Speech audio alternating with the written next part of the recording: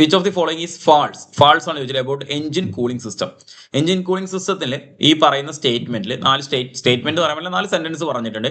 4 സെന്റൻസിൽ ഏതാണ് കറക്റ്റ് അല്ലാത്തത് ഏതാണ് എന്നാണ് ചോദിച്ചിട്ടുള്ളത്. ഫസ്റ്റ് ഓപ്ഷൻ എന്താ പറഞ്ഞിട്ടുള്ളത്? Radiator pressure cap consist of A pressure valve and which opens when the pressure exceeds preset value. Correct ആണല്ലോ. അത് റേഡിയേറ്ററിന്റെ പ്രഷർ ക്യാപ്പിന്റെ അകത്ത് നമുക്ക് 2 വാൾവ് ഉണ്ടായിരിക്കും അല്ലെ? പ്രഷർ വാൾവ് ഉണ്ടാവും, അതേപോലെ തന്നെ ഒരു വാക്വം വാൾവ് ഉണ്ടാവും.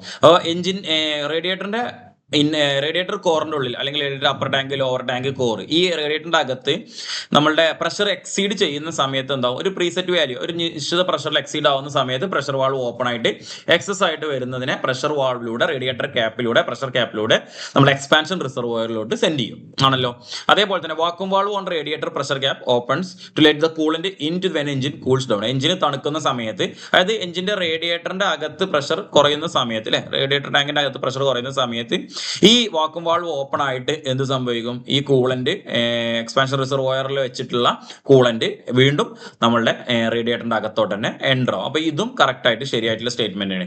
Then ECM calculates coolant temperature value from the ECT sensor output അല്ലെ. ECT സെൻസർ എന്ന് പറയുമ്പോൾ എഞ്ചിൻ കൂളന്റ് ടെമ്പറേച്ചർ സെൻസർ ആണ്. എഞ്ചിൻ കൂളന്റ് സെൻസർ സെൻസ് ചെയ്യുന്നു, എടുക്കുന്നു എന്നുള്ളതാണ് പറയുന്നത്. Then last one, engine over Eats if the thermostat valve is check open. ഇതാണ് നമുക്ക് ഇതിൽ സ്റ്റേറ്റ്മെന്റ് തെറ്റായിട്ടുള്ള കാര്യം എന്നാണ്. എന്താണ്?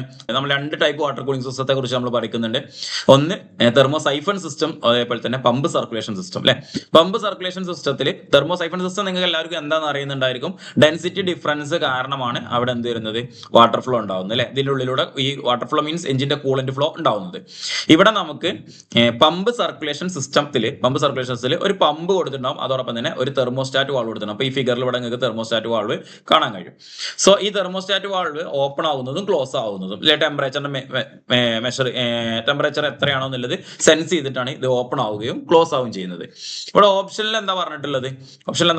If the engine over Eats if the thermostat is valve stuck open.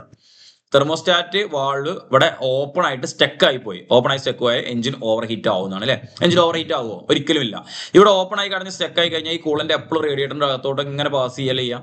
ഈ റേഡിയേറ്ററിന്റെ അകത്ത് കൂടെ എഞ്ചിന്റെ അകത്തോട്ട് ഇങ്ങനെ പാസ് ചെയ്തുകൊണ്ടേ ഇരിക്കുകയാണ് ചെയ്യുക. സോ എന്തായാലും ഓവർ ഹീറ്റ് ആവില്ല. ഇത് സ്റ്റക്ക് ക്ലോസ്ഡ് ആയി കഴിഞ്ഞാൽ എന്താവും? എഞ്ചിന് ഓവർ ഹീറ്റ് ആവും. നേരെ തിരിച്ചാണല്ലോ. അപ്പൊ ഓപ്ഷൻ D ആണ് ഇതിന്റെ കറക്റ്റ് ആൻസർ ആയിട്ട് വരുന്നത് കേട്ടോ.